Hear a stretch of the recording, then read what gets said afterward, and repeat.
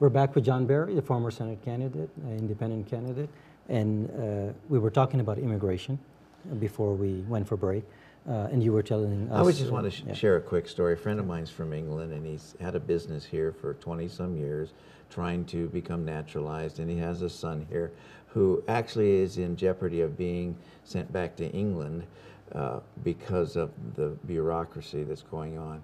I don't think it's right for that to occur, and then we're talking about 10 to 20 million immigrants being given blanket while these people who are here, productive, doing something, they should be given first priority because they've done it properly and legally. So my answer really, and the Constitution's clear, here's how you immigrate to the United States, this is what you do, and we have the ability to do that. And if they're here and they've broken the law, then they should make restitution, pay a fine, whatever it is, whatever it takes. If some of them have to go home and come back, whatever. That's what needs to be done.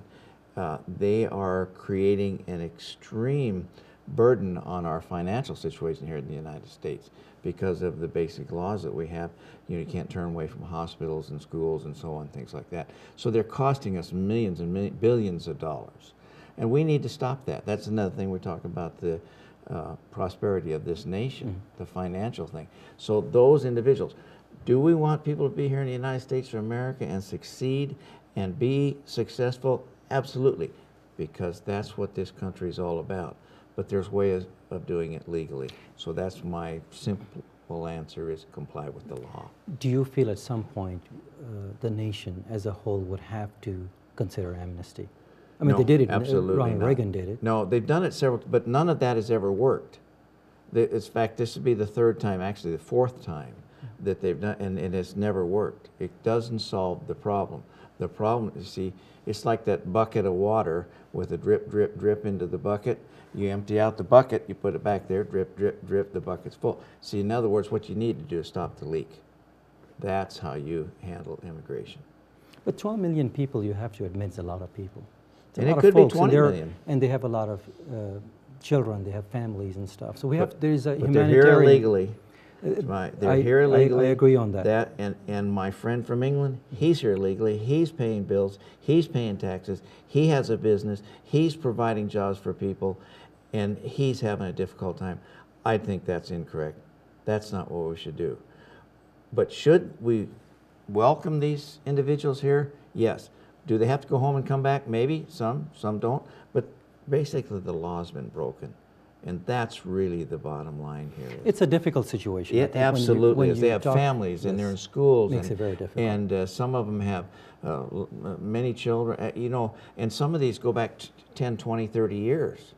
So it is difficult, but it can be resolved legally. That's really the answer. It would take a little while, see, but yes, they anytime when we speak of bringing them into the system, so to speak, people scream that it's amnesty, no matter how you look at it. So how do you bring them into the system without giving them some form of status where they are either in lineup or they are working their way towards citizenship? When you consider the DREAM Act, when people say, well, you know, some agree with it, some disagree with it. I think I agree with the DREAM Act as far as... Well, the Congress didn't agree with the DREAM Act, and President Obama went around them and implemented it on his own. And no, I don't agree with that because... You don't agree with the DREAM Act? Because of the expense of it. Okay. I agree with the principle of the DREAM Act, but not how it was implemented. And you want to talk about legal? Legal residency is, you can do that. And there's ways of doing that. And they don't have to... And not citizenship. That's correct. Okay. That's what I'm going for. Okay. And once they come in compliance with the law, it's like my friend from England, after 20 years, he's still not a citizen, and he's been trying all that time because of the bureaucratic procedures. We have a problem with immigration. It needs to be resolved legally. And if Congress would like to do something to make them legal without amnesty, then they have that ability to do that. We have a huge bureaucracy. ICE could accomplish much more if they really tried. Locally, we're battling the driver license for undocumented Yes. workers, and the governor is trying to bring that to light. Do you feel that it's okay to give them driver license since they're on our streets? Because there are those that argue that they're on our streets, they have to be insured, Otherwise, they'll be driving next to you without insurance, and they can't get insurance without driver license. So do you feel there is a justification there having to do with the driver license and not anything else? Yeah, see, I go back to the law again. No, I don't. So you're pretty clear cut on that. You're saying you have to absolutely be. not. Okay. See, if you try to do the gray area things in this, then the water gets so muddy that what do you do? If you have a clear-cut law, comply with the law. They wouldn't need a driver's license, and it wouldn't even be an issue if they were here legal residents. And that's what we need to do. Then the driver's license is not an issue. They're legal, they get a driver's license, now we're protected.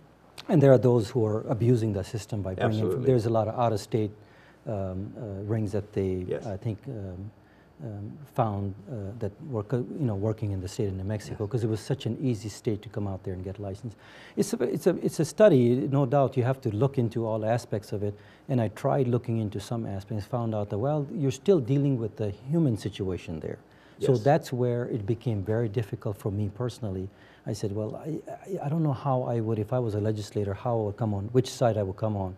Because when they put that human face there, it makes it extremely difficult. Okay, moving on to the state as well. How do you rate the governor? I know. Susanna is, I give her like a C+. She is wavered on some Second Amendment issues that is bothersome to me, and some other issues, financial situations. I think this state could be better fiscally, and I think she could look at some of that stronger. She is head over heels better than her predecessor and those who ran against her. So I support Susanna in many areas. But this last legislative session, especially with the gun rights, where she said, well, I'll sign this and do, I was disturbed that she would, as we call it, cave to pressure and require some of these things. Second Amendment's a very clear cut in the Constitution and in the New Mexico Constitution. And so I was a little disturbed about that. Overall, I think she's done pretty good for New Mexico. All right. We'll take a short break and we'll come back and we'll carry on with a couple other issues there. We'll be right back with Jon Barrie. And that was, I think,